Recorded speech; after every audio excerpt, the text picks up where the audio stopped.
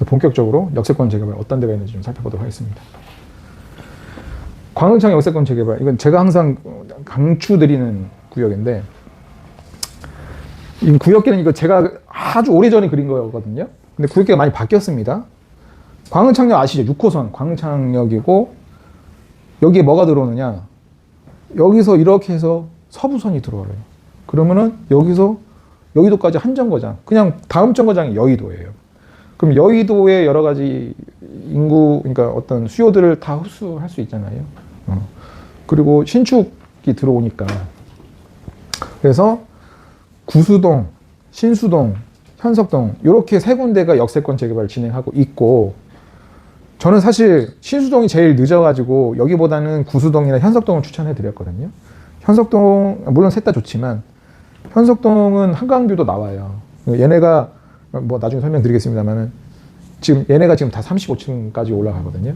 그러면은 이 앞에 현석동 앞에 한강이 있고 한강 전에 아파트들이 조금 있긴 있어요. 근데 걔네들이 20층에서 25층 사이여서 배정만 잘 받으면 고층에서 한강뷰도 가능합니다. 좌우로도 가능하고. 그래서 저는 이 세 개를 역세권, 마포구에 있는 역세권 재개발 중에 가장 가능성도 높고 추진도 지금 잘 되고 있고 그런 데라고 보시면 되고, 하나씩 살펴볼게요. 신수동. 아까도 말씀드렸지만 신수동이 제일 늦었어요.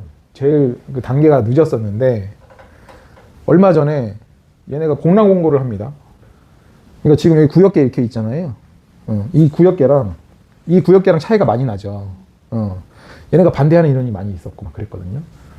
그냥 잘라냈습니다. 잘라내서 그냥 바로 진행하더라고요. 그래서 반대하는 인원 잘라내고, 얘네가 4월 달에 입안 제한을 했더라고요. 원래 4월 달에 입안 제한하고,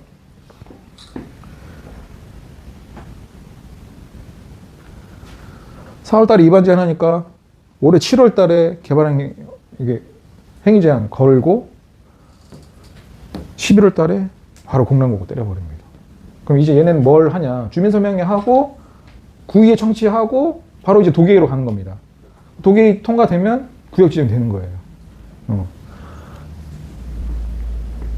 굉장히, 그러니까 제일 늦었다가 현석동이나 구수동보다 더 늦었다가 지금 걔네를 역전해서 지금 압도적으로 지금 빠르게 진행되고 있다.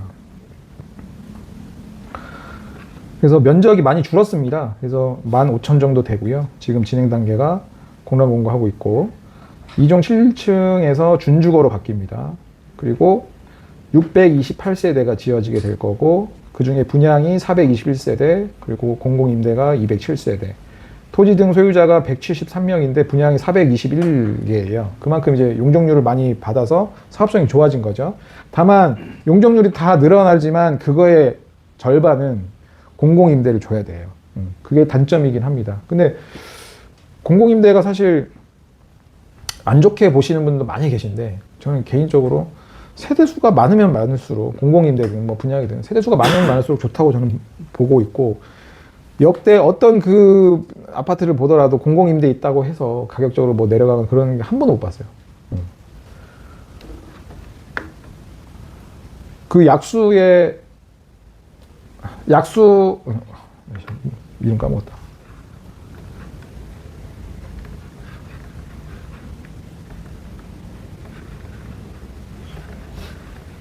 옥사이츠. 여기도 공공임대 엄청 많거든요. 근데 이 가격 장난 아니에요.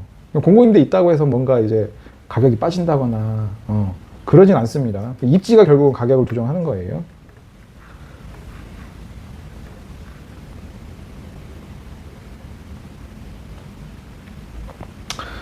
그래서 토지 등 소유자가 173명이고 용적률 458% 받아서 최고 33층 110m 높이로 진행이 되고, 얘네가 이제 사전검토 당시 동의율이 62% 나왔었습니다.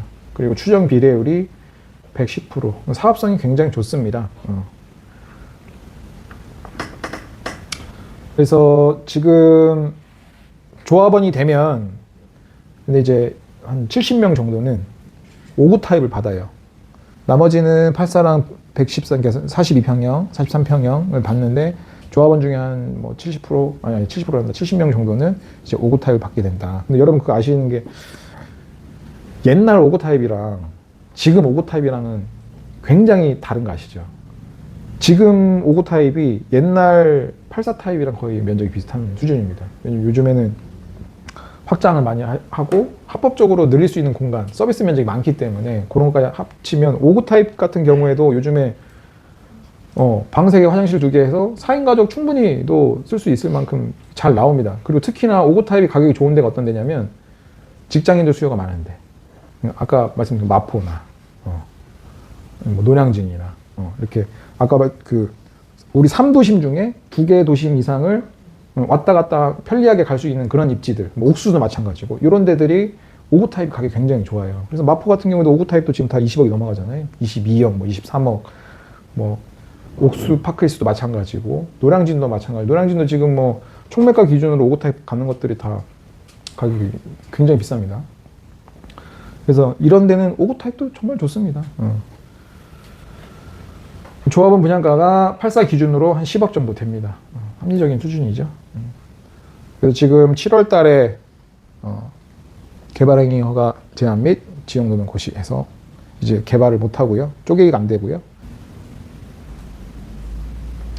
그래서 지금 신수동이 한 4억, 5억 들어갈 겁니다.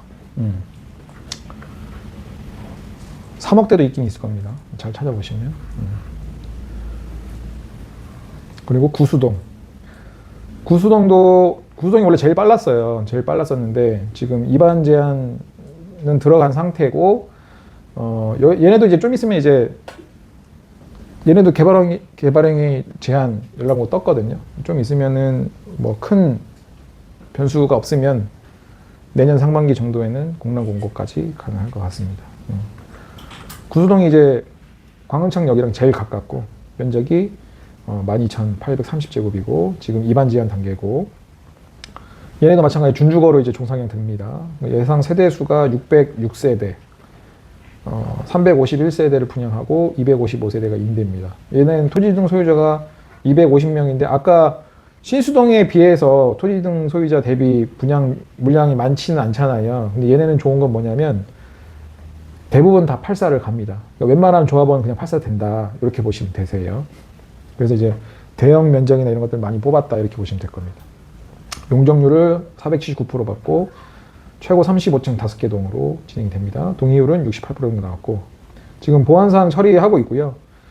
이것만 잘 처리되면 아까 말씀드렸다시피 내년 상반기에는 공란공고까지 진행된다. 그러면은 빠르면 내년 안에도 구역 지정 가능한 수준이라고 보시면 됩니다. 초역세권입니다. 광흥창역 바로 앞에 있고 서부선 개통되면 가장 큰 수혜를 받는 데가 또 이 구수동이고 조합원 전원이 84 이상 배정이 예상됩니다. 얘네가 이 개발행위 허가 제한된 게 좀 됐어요. 지금 거의 2년 다 돼가고 있거든요. 그러니까 이때까지만 하더라도 굉장히 빨랐거든요, 속도가. 근데 지금 이제 신수동한테도 이제 역전 당한 거지. 그러니까 얘네는 제가 알기로 정비 계획 자체를 완전 다 바꾸는 걸로 알고 있어요. 그러니까 용적률도 더 받고 세대수를 더 늘리고 이런 방식으로 바꾸는 걸로 알고 있어요. 그래서 좀 늦어지는 감이 없지 않아 있는데 뭐 아마 내년 정도면 되지 않을까 싶습니다. 그 다음에 현석동. 현석동이 면적이 제일 커요. 그러니까 지금 아까 이제는 서울시 역세권 재개발 운영 지침이 바뀌면서 면적이 25,000 넘어가는 데는 이제 아예 사전 검토도 안 되거든요. 이런 데가 이제 앞으로 안 나올 겁니다. 2만 넘어가는 데가. 얘네가 지금 25,000 정도 되고 지금 얘네도 마찬가지로 입안 제한된 상태고 마찬가지로 준주거 그리고 762세대 토지등 소유자 230명 용적률이 430. 그러니까 얘네가 아까 신수동, 구수동보다 조금 낮잖아요. 왜 낮냐면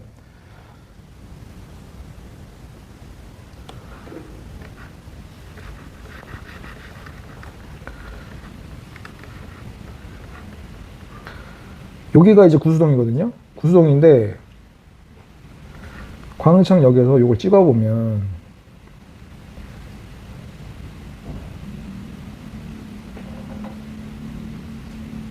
250m가 1차 역세권이잖아요.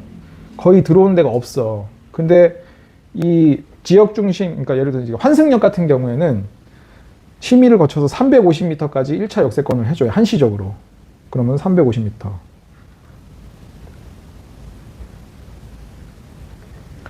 그리고 여기 일부는 또 350m 넘어가잖아요. 그래서 2차 역세권 되는 부분이 있기 때문에 여기는 용적률을 많이 못 받아서 평균적으로 봤을 때 이제 500%보다 좀 못 받는 거죠. 그래서 430%로 용적률을 받아서 진행이 되는 게 이제 현석동이다 이렇게 보시면 됩니다.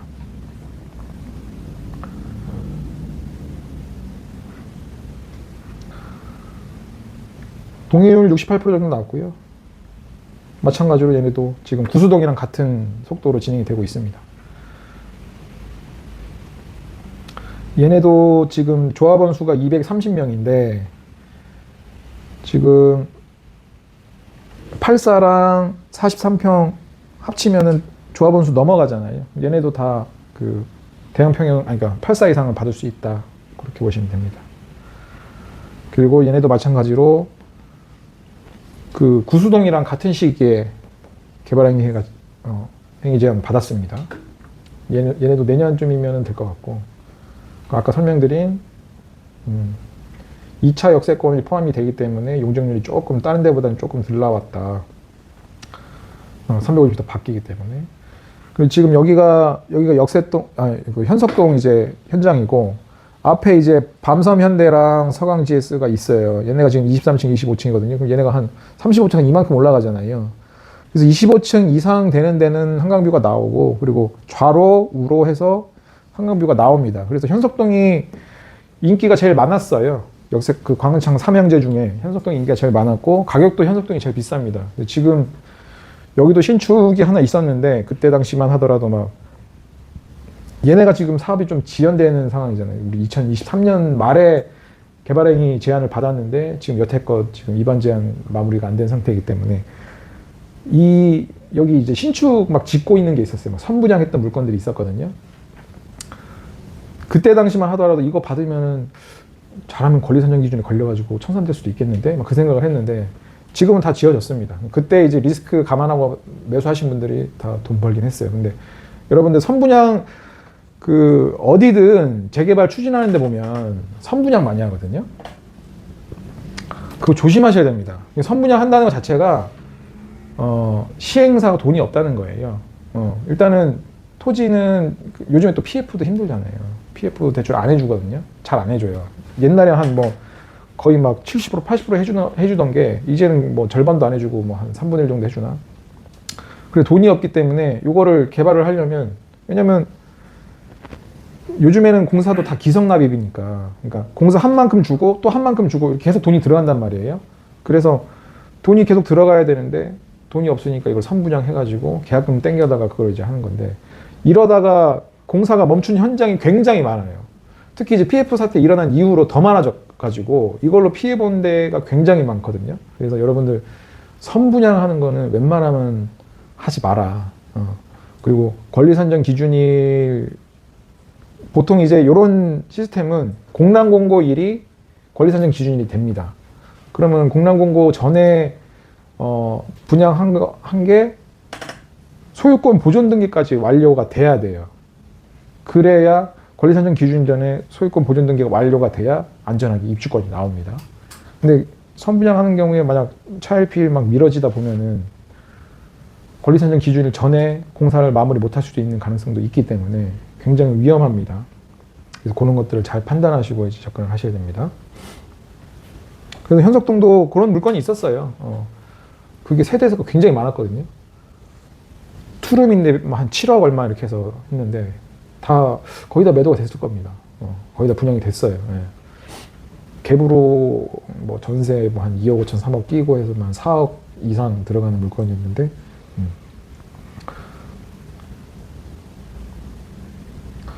그래서 광흥창 역세권 재개발의 핵심은 서부선입니다. 서부선. 근데 서부선이 이게 민자 사업인데 그 투자자가 많이 잘 안 구해지더라고요. 뭐 요즘 뭐 PF 사태도 있고 경기도 좀 힘들고 막 그래서, 이미 생기면 좋지만 없어도 크게 물이 막 교통 뭐 오지나 이런 건 아니기 때문에 불편한 건 없거든요. 있으면 좋지만. 그래서 생각보다 이게 지지부진한가 봐요. 민간 업자 투자가. 왜냐면은 이거 말고도 이용할 수 있는 여러 가지 노선들이 굉장히 많으니까.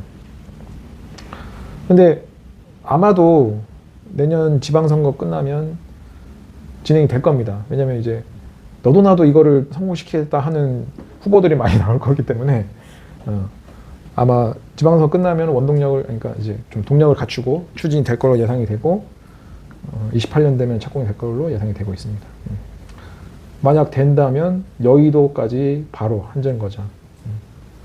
그리고 뭐 예를 들어 구수동 같은 경우에는 집 앞에 내려와서 그냥 지하철 타면 이제 회사에 있는 거예요. 엄청 좋잖아요. 그런 게 장점입니다.